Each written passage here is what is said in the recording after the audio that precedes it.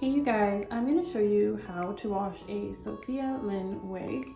So you're going to take your wig as well as a wide tooth brush, and you're just going to start combing your wig from the bottom up so that it's going to get washed without any tangles. Once the wig is tangle free, you're just going to fill up your sink with lukewarm water.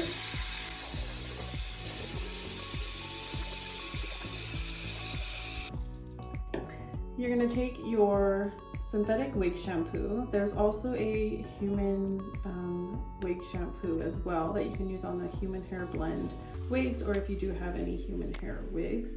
So just on the back here, you're going to look at the mixing directions. So we are just doing a long wig. 4 cups or 4 capfuls is quite a bit. I'm just going to do 2 because I'm only doing 1 wig. Okay, so you're just going to fill up that capful with the shampoo, put it into the sink. Okay, so this part is super important. You're going to want to keep your wig really flat. So the way that I'm putting it in is so that it remains flat, okay? So what I'm going to do is I'm now just going to push my wig up and down just to get that shampoo going through all of the hairs. I'm just going to do that for a little bit.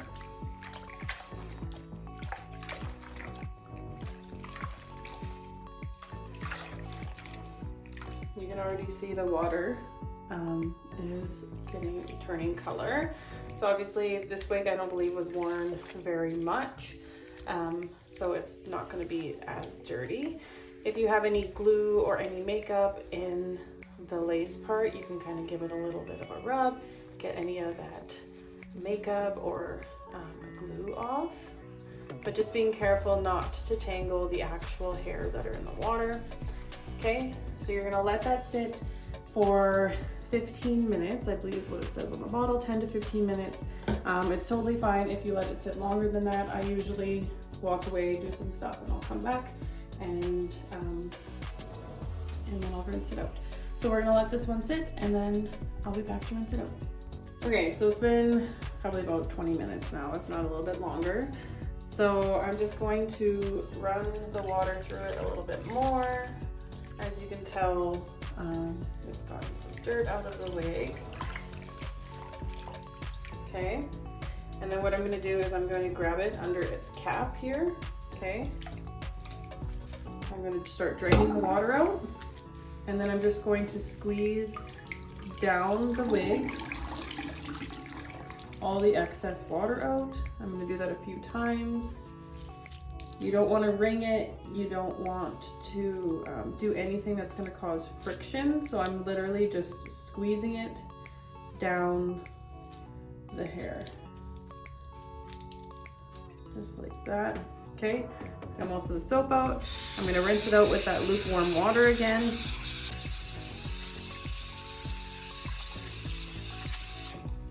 And then again, I'm going to squeeze out all that extra water.